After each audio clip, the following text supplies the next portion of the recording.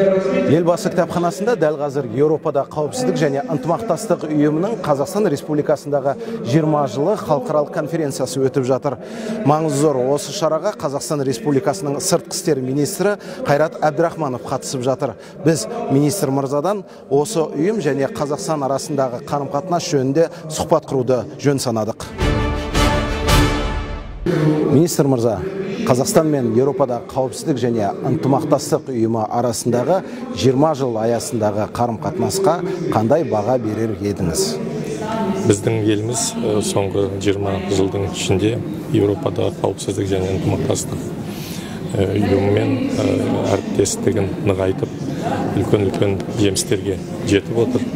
Оның арасында әрине біріншіден біздің өте салмақты үлесіміз болып табылатын Қазақстанның ЕКУ-дағы төрағалығы 2010 жылы, сонымен қатар елбасының төрағалығымен өткен 21 ғасырдағы тұңғыш ЕКУ-дың саммиті болып табылады.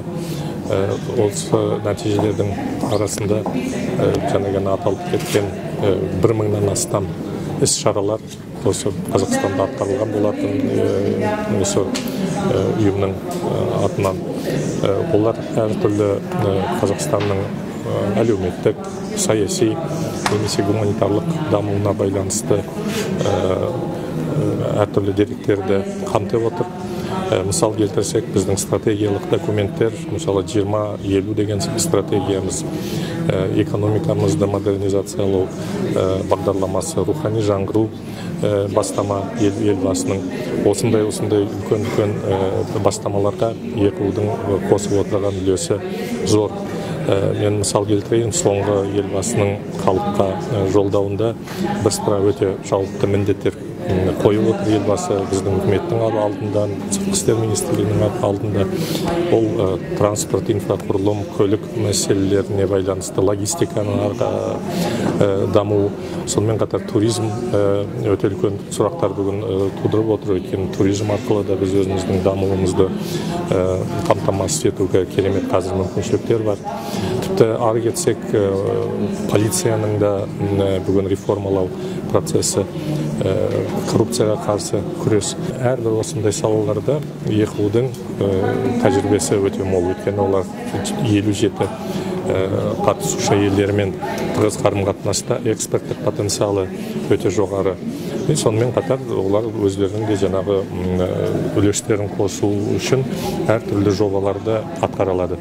Бүгінгі таңда осыдан бастап біз өзіміздің де тәжірибемізді басқа елдерге көрсетуге әрбір қазір мүмкіншілігіміз бар. Өйткені бәрі де бүгін айтып отырғандай, осы біздің әріптестігіміздің 20 жылдың ішінде Қазақстан жай ғана өскен емес, бірақ ол өзінің беделін көтеріп, қазір дүние жүзінде халықаралық аренада ең танымал елдердің арасында бізді бәрі тауып, біздің орнымызды солай бағалап отыр.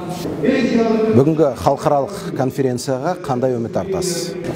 Бүгін конференцияға қарасаңыз, бұған қатысып отырған тек қана біздің үкіметтің немесе парламенттің ресми өкілдері ғана емес, бірсыпыра үкімет емес ұйымдардың басшылары келіп отыр. Олардың бәрі белсенді қатысып отыр. Осы тек қана 20 жылдың ішінде емес, тәуелсіздігіміздің бірінші жылдардан бастап біз олармен жақсы тығыз қарым-қатынастамыз. Өйткені тек қана осындай пікір алмасу, тәжірибе алмасу арқасында біздің ішкі саясатымызда да осындай керемет жетістіктерге ие болып отырмыз. Оның бәрі де бүгін халықаралық аренада мойындап жатыр. Мысалы, заң басымдылығы деген институциялық реформалардың арасында бір өте маңызды бір реформа болып табылады. Оған міне осы конференцияға қатысып отырған азаматтар, оған да үлкен тұлғалар бар. ЕКУ-дың бас хатшысы да келіп бүгін қатысып, ашылуға қатысып, осы біздің пленарлық сессияға қатысып, өзінің жоғары бағасы бергені, ол да бір осы біздің серіктестігіміздің, ынтымақтастығымыздың бір жақсы бір көрінісі болады. Елбасы кітапханасына тағы да қош келдіңіз дейміз.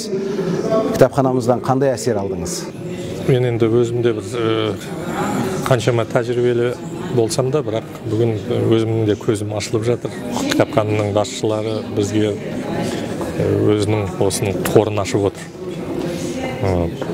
Қазақстан Республикасының тұңғыш президенті елбасының қоры мен кітапханасы бүгін өте бір маңызды институтқа айналды.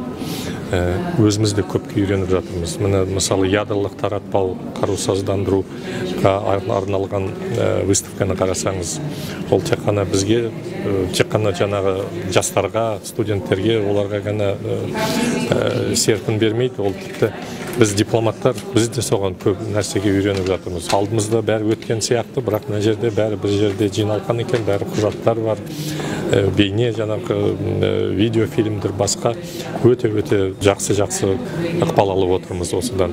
Ал енді елбасының жаңағы халықаралық аренадағы саясатын оны да қазір көрсетіп жатыр, тағы да бір көрме арқылы суреттерден бастап жаңағы архивтегі жатқан елбасының өзінің қолымен жазылған кейбірде жаңағы ол кісінің тарихи бастамалары немесе әртүрлі жаңағы форумдарда сөз сөйлеген қағаздары, ол да тек қана жаңағы жай көрермендерге емес, бірақ архивтің мамандарына мысалы мен айтып өте пайдалы деп ойлаймын. Мен өзім тарихшымын, сол себептен болған ерекше көзбен қарап отырмын.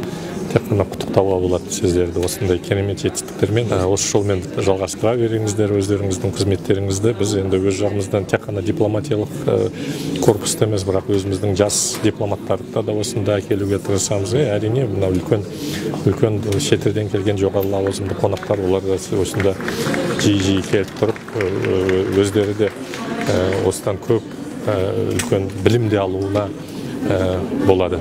Министр мырза, сұхбатыңызға көп рахмет.